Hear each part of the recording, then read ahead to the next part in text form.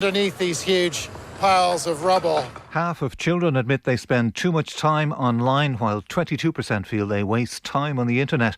The survey was carried out by Cyber Safe Kids to mark Safer Internet Day. It also revealed 3 in 10 children are allowed to go online whenever they like. A new awareness campaign aims to encourage parents to become more involved in their kids' online activity.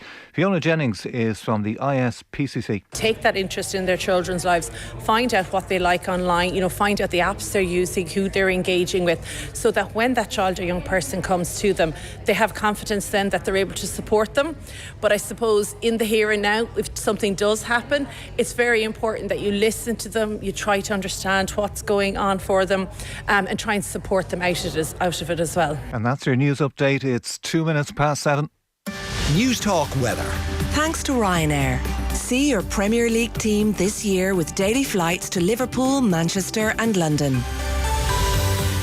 It'll be cold tonight with the chance of frost in some areas and a risk of a few showers as well. Lows of 1 to 6 degrees. Now you're up to date on News Talk. The Newsround on Off the Ball. With Gillette. Start your day in flow with the new Gillette Labs razor with exfoliating bar. This is News Talk. Now you're very welcome along. So Brian O'Driscoll is with us this evening. We'll talk about the weekend just gone. Ireland, France, of course, looming very large in our thinking. That is on the way after 8 o'clock. Premier League case against Manchester City. Very real, very serious. Nick Harris has been on this case in a big way for years. He will explain just how grave this is likely to be for Man City. And then football show, Dan McDonnell along. City on the pitch in a strange place. Leeds ditch Jesse Marsh. Sean Dyche is the Everton Messiah. Liverpool in full-on implosion mode, and more besides. 53106, the text number. We are at Off the Ball on Twitter. Mick McCarthy. No, I can contain my excitement no longer. Listen to your intro there going on forever. Welcome back. Yeah. Welcome back and congratulations. Nice to be back in the bosom of Off the Ball, I have to say. Is it really? Bit of normality to your day. Yeah, a bit of structure. Yeah, absolutely. Bit of structure, yeah, you know? Yeah. Come here, the big question though is, how has your middle of the night American sports watching been going on? Have you caught up in any NBA, Hasn't taken baseball, off yet. nothing? No. No. I did anticipate that. I Yeah. thought that would be one of the nice things. I'll see the Super Bowl in full for the first time Yeah. live in quite a few Load years. of nonsense. Turns out you just get your sleep where you can get it. There is that, and what they don't tell you is you're doing stuff. You're not just up with nothing to do at those times of the night. Your Yeah, if hands she are was full. asleep, so would I be. Yeah, pretty much. So no, that hasn't taken off yet. But No, it all won't is happen well. either. All I is didn't well. watch the Nice Super Bowl actually after our first was born. A very similar time. Fell asleep like after middle of the first quarter. Yeah. It was sort of on in the background for my entire night. So I would question your ability to do that or watch any sport ever again. Well, there is that magical time and all that. If you had told me in advance I would ever function in this little sleep, I would have said. And I was always slept like I was a well rested man for the first 36 years of my life. I would have said no chance. But it's funny. 2-3 hours. I'm like Margaret Thatcher here. I was about to invoke the Iron Lady there actually. Yeah. But yeah, didn't work out too well for her in the end, I suppose. But You do say it does hasten the road to. yeah. Now, Now, Joe, it's only going to be for a month or two. Don't worry. That's what everyone says, and then they're like, "Yeah, right." Richie McCormack. You eventually is with boosted us. up to about 4.5, 5, don't you, Richie? Imagine. You can do at a stretch, yeah. What's all this? I presumed that you were just off, like taking a period of self-reflection and mourning after the whole Sunday game thing. What's all this lack of sleep? Have they announced the Sunday talk game going on? host? Did you actually miss that? Who is it? Joe Molloy? No, it's not. It's Jockey Hurley on Sundays and Damien Lawler on Saturdays. Oh, is that right? Yeah. Oh, very good. Yeah. Jackie doing the rugby and the GA. She is, yeah. Wow, congrats! Amazing. That's that is very tasty. Yeah. Yeah, on the watching live games, sports. so. Yeah. On the watching sports with the little ones though, I was literally reminded the other day as we were kind of going through our photos of watching the 2011 Rugby World Cup when the eldest was like really tiny. And do you remember that game against Australia where like we blew them out of the water? It was one of the best Irish Rugby World Cup performances of all time. Though I've never cheered so passionately yet silently at tries during the course of that game because the lad was asleep and nobody wanted to wake them up at the time. So it's like, But it's funny. Someone in its very department had a child born on that very day. Yeah. Actually, now that you've John. It was Ger Gilroy. I presume it's not private. I don't Is it? know. I don't know. I was thinking the same thing, so I was like, why would we not say it? Yeah. Let's push on. No more talk of offspring here. Let's talk Manchester City. They, in much the same way that Liz Truss will say, I'm glad you've asked me that question. Manchester City, their statement. Liz? Yeah. Their statement said the club welcomes the review of this matter by an independent commission. We look forward to this matter being put to rest once and for all, is the Manchester City view on things. So, Richie, it's your top story. This is genuinely, well, I know there is a healthy degree of justified cynicism out there that this will come to nothing and that the lawyers will charge lots of money and over a long period of time water this thing right down. But there is another school of thought that this is genuinely more serious and has real teeth. Yeah, sadly, the left-wing economic establishment not responsible for this one, but some of Manchester City's fellow Premier League clubs want them to be relegated if found guilty of breaking financial rules. City have been charged with 101 breaches of Premier League regulations over a period of 9 seasons. The reigning Premier League champions deny all charges, which could see them stripped of their recent titles. Their fellow clubs reportedly want a swift resolution to the entire process. There's been a lot of smoke around Manchester City for some time. UEFA did ban them for 2 years. You can't forget that. Ban them for 2 years. And even though it's an oversimplification to say that it was just down to statute of limitations, it was largely down to statute of limitations. There was a 5-year... never went into it in any more detail. I suppose there was other charges that were dismissed as well. There were. Yeah. But in the main, it was, well, you've missed your 5-year window, so UEFA, that was very foolish on your part. And so the charges were... dismissed, whereas in the case of Premier League there is no statute of limitations. Yeah, I agree with you. I do find the spin from City quite amusing on, like, you know, it's like the statute of limitations was exactly what we didn't want in the CAS thing. You know, we wanted to go and prove our innocence. We never got that chance before, and we will this time. Yeah. So we welcome a vigorous look at our finances. I suppose the other side of it is, me and Richie spoke about this yesterday, but I remain so cynical as to anything of note happening here in the end. And maybe it was because of the UEFA process, or maybe it's because Rangers relegated, you know, to oblivion, but that's because they had nothing left. They were gone. That was the reason for it. Yeah. Manchester City have all the resources in the world and will fight this obviously tooth and nail. And, like, you know, you obviously have to take what they say at a pinch of salt, but I do believe, maybe to a certain extent at least, that whatever this throws up, I actually kind of think that they think they did nothing wrong. You know, whether they did or not, we'll see. And whether I'm being naive, I don't know. But I just have this feeling that they feel like they can do what they want, and therefore what they want is right. Does that make sense? I'm not explaining myself properly. No, I think they would view what they've done allegedly maybe as just the cut and thrust of smart finance. Yeah. Pep Guardiola in an interesting position. Yeah. So back in May of 2022 is the most clear-cut quote of his you can see on all this. He was asked about the UEFA ban and that period which had been bubbling away for those few years. And what he said about the situation at the club was, they, as in the hierarchy at the club, they explained things to me. I believed them. I said to them, if you lie to me, then the day after, I'm not here. I'll be out and I will not be your friend anymore. This is second language. I put my faith in you because I believe you 100% from day one, and I defend the club because of that. So that's Pep on record. Last year. In fairness, there's a lot of caveats to that. Whereas they, like as Mick mentioned, their financial backing and how they are funded is so huge and so wide ranging that in essence they can create their own realities financially to explain away the charges that have been put before them here. So you can put up as many partitions in a room as you want. It's still the one room. Whereas in essence, they'll say that Abu Dhabi are funding all this, or are not funding all this. Whereas you can probably trace it and say they are. Like, look at the different sponsorships that they have and commercial deals that they have and who they're tied in with. And they'll just try and explain away their different entities. Whereas Pep will just say, well, that's what they told me. I believe them. And they believe their own reality. I, in turn, have to believe what they interpret as their reality without wanting to get too metaphysical on it. And it's just messy. It's just really messy. Pep could definitely come out afterwards and say, well, I've been assured that we've been screwed by the Premier League and we stand by everything and it's us against the world. I think the most egregious aspect looks to be the systemic lying. So financial fair play. I mean, look, we understand. Everybody does a little bit of here and a little bit of there. And if you opened up everyone's books, what would you find if you dug deep enough? Who knows?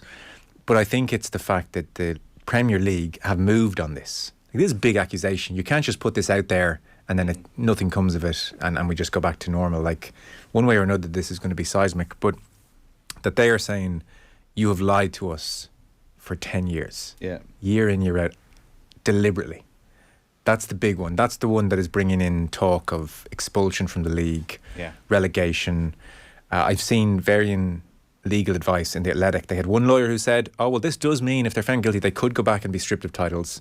Another lawyer said, that definitely can't happen. That's not in the rule book. So again, there'll be lots of legal advice floating around. But it's the line for 10 years, which, if proven, is going to cause, like I said, the more serious end of the punishments. Honestly, if they just get fined at the end of all this... See, that's my fear. I think it's like, the other fines are always really funny compared to what, like, clubs spend on players. Like, it'll be like 15,000 or something. Yeah. The line for 10 years, though, is tied into the fact that they have to be found to have, conducted financial improprieties here. And my fear is that there's 101 charges here, and they could go down through each of the seasons and find that they've possibly broken some but not others, and that they'll end up at the lesser end of the scale, and that there'll be kind of really nominal punishments handed out, as opposed to what everybody thinks will happen, which will be relegation and cast down to the seventh circle of hell and all that kind of stuff. I'm so cynical by what modern football has done that I just cannot see that happening on any level, and that it will just end up being fine, rapping the knuckles. Now, lads, make sure you don't do this again, and we'll see the same again with Newcastle and Saudi in 5 years' time. Well, Nick Harris is a man who has been all over this for years. He'll have a really good sense of where it could go. So Nick will explain all around 7:30. The chaos, the part of me that has always been a good man for like the lists and who won what when and all of that, doesn't want them stripped of titles. No right or wrong attached to it. I just think that it would cause mad chaos and too many asterisks in history. Yeah. And come on, Brendan Rodgers Premier League winner, Mick. We all want it. I know, and Rodgers would insist on a podium presentation. You're back in the Liverpool. Let's go back to Anfield and do this properly. You'd have 3 Liverpool titles. I think 2 Manchester United. Manchester United will have sacked 2 Premier League winning managers. It's the oddest thing that you saw Mourinho and Solskjaer with Premier League titles. Yeah. No. And I think 3 Liverpool titles. I think, and then one of the other interesting questions, and again in the Athletic piece I read, there was contrasting legal advice. So I mean, what's new? But could, for instance, if you finish second, or in particular, if you finish 5th in a year, Man City won the title, or finish in top 4, can you go back and sue their backsides for all that Champions League money you missed out on? There was talk about that. Yeah, Martin Lipton was talking about that on OTB AM this morning, and it's like he was saying that maybe whoever finished 5th, which I think was Manchester United one of the years, finished behind Manchester City, and they could maybe sue them for the 20 million or the 40 million they would have got from getting into the Champions League. But who's to say that them not getting into the Champions League the following year, or not making signings based on their Champions League qualification, would have put them into it. But there's almost no end as to how much money was cost or not by it's hard to put a price on. If they are. I think it's important to stress, dear listener, we're all very excited about this right now. Buckle up for the next 3 years of your lives, because this is going to be a regular thing on the Newsround, and we're going to get very bored of this. If it is 3 years, nothing will happen at the end of it. Big cloud to hang over things. But I would say they're looking at, I think, a few months here. Yeah, right. That's what they're saying at the moment. But if that can extend to double that rather than 3 years. Yeah. Can you imagine how many lawyers Man City will throw at this? Oh, yeah. We might get a gig at this rate. You know what I mean? Like, some objection. The guy they have is in the House of Lords. I think he's a Lord, and he's going to be getting about 80 grand a day to look after this case. Wow. That should go against their financial fair play. Or panic. Yeah, should indeed, yeah. Because he's earning now more. 80 a day. How can they pay him more than Kevin De Bruyne? Look, are they paying him more than Kevin De Bruyne? This is more important than Kevin De Bruyne. 80 a day. What would be the ideal scenario here for fun? For if you're a neutral, you don't like or dislike Manchester City. League 2. Oh, I think relegation, yeah. All the way down. Oh, not all the way down. No, just to the championship 1 year. Akin to Saracens. And then, like Martin Lipton made the point this morning, that's 3 years out of the Champions League, assuming they don't win the Champions League, because they don't obviously qualify. Then they do a year in the Championship, then they're back up. So 3 years out of Champions League would be significant. I feel sorry now for Fulham or Norwich if it was their year to win the championship, depending on which year it is. Yeah, it's true. So Nick Harris will join us 7:30. He will explain all. He's a genuinely brilliant authority on all of this. Richie, next story kind of came out of nowhere. This goes back to Cheltenham. Yeah, 11 months old essentially, but he's going to be facing a disciplinary hearing tomorrow. That is the trainer Gordon Elliott, as one of his horses tested positive for a banned substance. Zana here tested positive for 3-hydroxylidocaine after a third place finish in last year's Cheltenham Champion Hurdle. If found guilty, the horse will be retrospectively disqualified from the race, which was won by Honeysuckle. Saint-Roi, trained by Willie Mullins, will gain to profit from that. Meanwhile, Honeysuckle will bow out of racing after next month's Mayor's Hurdle at Cheltenham. The Henry de Bromhead trained horse saw her unbeaten record come to an end in the Hatton Grace at Ferryhouse in December. Honeysuckle was then second behind State Man in the Irish Champion Hurdle at Leopardstown over the weekend. Yeah, so this hearing is on tomorrow. We may very well do a piece on it tomorrow. At the moment, we'll wait and see how that hearing goes. Plus, there are more questions than answers. Reading various dispatches, why it's taken 11 months isn't immediately clear. It seems based on previous offences of this kind, because the substance is a local anaesthetic. It seems a fine generally is the punishment as opposed to any kind of ban for trainer. Again, that's subject to the hearing tomorrow, and that's as much really as we can deduce at the moment. Yeah, we don't know. Sorry, Richie. Yeah, I was reading the BHA press release about it earlier on, and essentially it just seems as if disqualification for the horse's placing, which I think was worth in around 30 grand ish, is going to be cost there. Possibly, I think around 28 to 35 grand, somewhere in that region. So the placing is going to be, gone, and the money associated with it is going to be gone. But it would seem that might be the extent of it. So, but as I say, the hearings tomorrow, we'll find out more by the end of that. Okay. Oisin Murphy, meanwhile? Yeah, the British Horse Racing Authority has cleared Oisin Murphy to return to action on Thursday week. Murphy has served a 14-month ban for a string of offences, including 2 failed breath tests, breaching COVID rules and misleading the BHA. In order to regain his licence, Murphy is required to remain sober and to avoid the use of drugs. Texting, the thing about having kids is that you can't figure out what you used to do with your time before you had them, says one texter. That's a common refrain I hear from people. 100%. Fantasise about what I would do with all the time, but never used to do much either. Wasted it, basically. Congratulations, Joe. A word of warning, though. My handicap... sorry, the amount of people that tweeted me this. I obviously, my handicap went from 3.4 to 9.6 after my young fella was born. That's a shot a year, this texter puts in brackets. Only going back the right way now, he's interested in going to the range with me. Good luck. I'm okay with that. It's a price I'm willing to pay. I put my golf clubs at the end of a bed in the spare room when we moved into the house in 2018, and there they stay. Yeah, I have. I'm going for a trip that involves golf in April, and needless to say, I'm very scared. No, it is not the Masters. That's Nathan Murphy. We already discussed that on the show.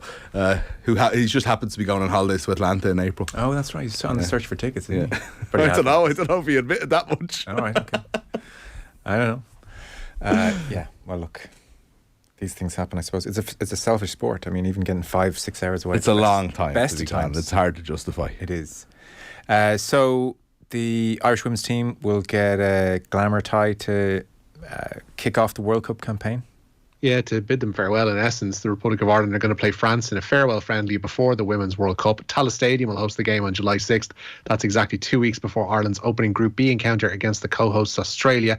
FAI CEO Jonathan Hill says they explored the idea of playing the friendly at the Aviva Stadium, but that is unavailable due to surface maintenance. Okay. So that'll be their farewell. Actually, speaking of Aviva farewells, it's creeping up on us. This is Johnny Sexton's competitive farewell just a few weeks away in Dublin, which is a very sad thought. So we think. As in, you say that now. Year. Yeah. Well, for Ireland anyway, because he still has. Yeah, for Ireland, Yeah. If O2 got Brian O'Driscoll the blimp, I mean, do we officially call on Vodafone to step up here? You work away there. A giant Johnny Sexton blimp as Ireland win the Grand Slam against England. Yeah. Like a Johnny Sexton shaped blimp or one with his name on it? I think the O'Driscoll one it was a massive, it was about the size of a stand, and from memory of this. Oh, do you not? No. Brian O'Driscoll's farewell on the pitch interviews from that day against Italy, I think it was. Behind him there's this massive Michelin Man blimp with a picture of Brian O'Driscoll just bobbing around the stadium. aimlessly. Do you not remember this? Did he get to keep it? Pictures of it. Yeah. It's just in his backyard. Burst it and Blocking out the neighbour's light. Sorry, do you actually not remember this? Do you remember everything? Not at all. I don't remember it I whatsoever. would have I remember the match and I remember the farewell and everything, yeah, but I've no... See, I would have thought for someone to remember something so trivial from such a long time ago that you'd be... I would completely agree with your assessment. It'd be right up my street. I might have just missed it. You don't remember the blimp, Rich? Nothing on Google Images whatsoever. No, it doesn't bring too much of Is this a dream, Joe? There's no way I'm imagining that, surely. Is this a lack of sleep kind of catching up with you? Is this how it's manifesting?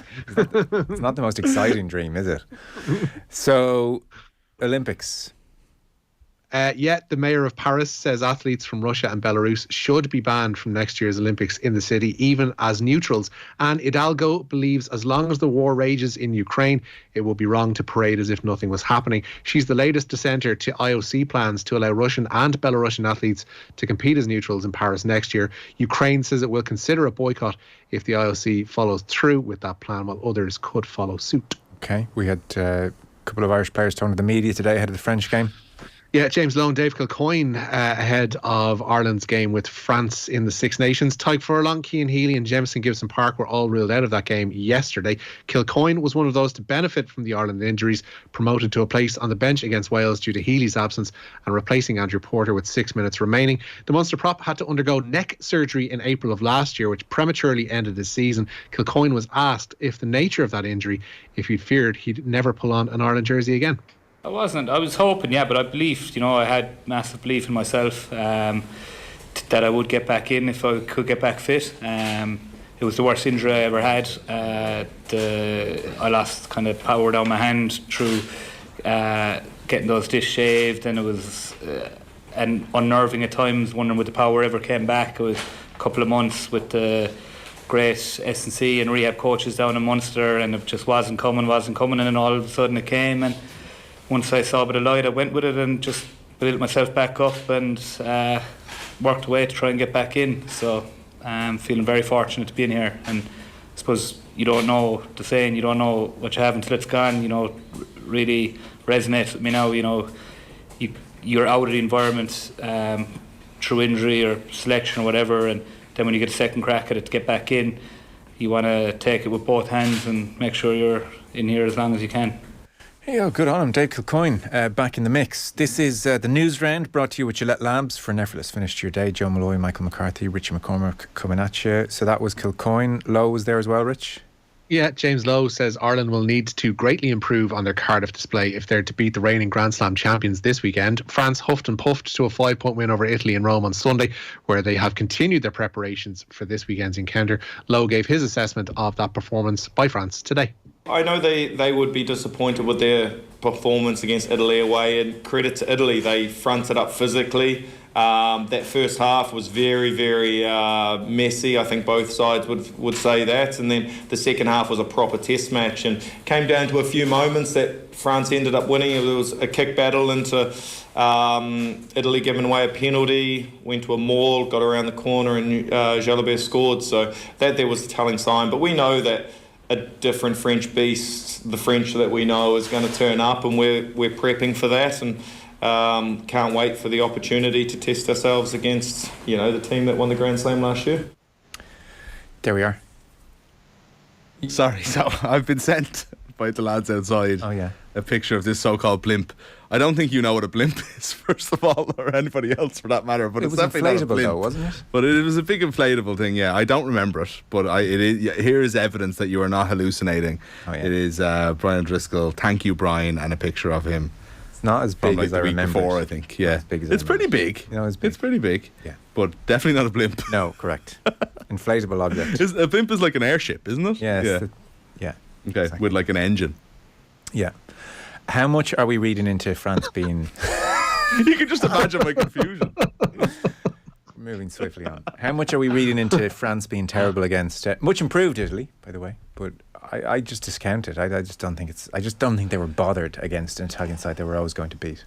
I think it's hard. They won every single match last year. I suppose it's the same. I think you have to look into little things, like certain... Like they're indiscipline and... But I feel like they can sort that out as well. A lot of that was like a lot of that was over competing for the ball. I think Sean Edwards was talking later on about trusting their defence a little bit more. And it's like they'll just sort that over the course of the week, you know. I thought Italy were great though. We were talking about that last week in advance of, you know, Italy have shown that they have this in them a lot, and they could have won that game. They're obviously not as, you know what I mean. You can't take France's performance and relate it to what's going to happen next week. But from Italy's point of view, it feels like they'll be competitive in 3 of the games, I would say, you know, and hopefully they might win 1 or 2 of them. And if Italy are good on a regular basis like this in the Six Nations, and it's a young team, then it becomes a far more interesting tournament. This sort of like, well, when's the Italy game? Oh, it's in the middle. Oh, Ireland basically have 4 weeks off. Yeah, that disappears pretty quickly. It's much more interesting because of it. 2 games a weekend really is what we had previously. And they're a very exciting team to watch. Like they were throwing the ball around, kicking the ball on the volley. And this, like, Ange Capozzo has just stolen everybody's hearts, really. Yeah. It's very exciting. Yeah. He's naive, unfortunately, still at times, but maybe that's what they have to do. They have to try things, and you know. But there's definitely seemingly a bit of naivety. I almost don't want them to lose it, though. Yeah. So, final story or two. We have World Cup 2030 bid in. Yeah, another one. South American Confederation CONMEBOL has launched its bid to host the 2030 World Cup. For the centenary edition, they want to see the tournament return to its original home of Uruguay, along with Argentina, Chile and Paraguay. Argentina President Alberto Fernandez, meanwhile, says he wants Bolivia to also be part of the bid. Saudi Arabia is believed to be lining up a joint bid with Egypt and Greece. Spain and Portugal have already vowed to tack on Ukraine to their own proposal. Who are the early favourites for this? Saudis. Is that just based purely on assumptions? The ominous vibe of Mohammed bin Salman sitting next to Gianni Infantino at the World Cup? I think there's been backroom stuff going on as regards talks and discussions and trying to bring that about. It would be like the thing to do, and obviously again this is modern football and it's not going to happen. Therefore, is to bring, like, to have it in Uruguay for the centenary edition, to have the stadium in Montevideo host the final or the opening game or however they want to parse it out. But it won't be. It'll be back in the Middle East, and they'll spread it out to Egypt and Greece and say what a brilliant proposal that is. But that'd be spectacularly grim if that happens. Very soon after Qatar. It'll be very soon after Qatar. Like, even for them to justify it. Like, yeah, unless they do what they did. I don't know if this is an option or not. Maybe it's not. But unless they do what they did for 2018, 2022 and just do a double announcement. I think that was on the cards beforehand. It wasn't like a big surprise they did it that day. So obviously that's not that won't be what they do. But I'd be grimmed out by it. But I just think it's so soon after Qatar. It would be just so boldly, blatantly political to say we're just sending it back to the Middle East 8 years later. 7.5 years later. Fellas, we're out of time. Richie, thank you very much. Nice, lads. Michael, thank you. Thanks, Joe. Welcome back. Your chance to win big. News Talk's Cash Machine. A special cash machine this week. One very simple amount for you to remember. This Friday, someone's guaranteed to win €75,000 exactly. So text play to 57557. Get your entry in by 3 o'clock on Friday. And then across the Go Loud network of stations, Barry Dunn will make the call. If your phone rings, answer within 5 rings. The exact amount in your own cents, and the cash is yours. So remember the amount, €75,000 exactly. Over 18s only. Text cost €2.50, and you're playing across the Go Loud network of stations. Terms and conditions are on newstalk.com. So this Manchester City story has really blown up. Nick Harris runs the Sporting Intelligence website. He's going to join us and explain all next. The Newsround on Off the Ball with Gillette. Start your day in flow with the new Gillette Labs razor with exfoliating bar. If you're about to use an electrical appliance, like your washing machine, which uses a lot of energy, just ask the question, is this a good time? Yeah, it's fairly breezy out.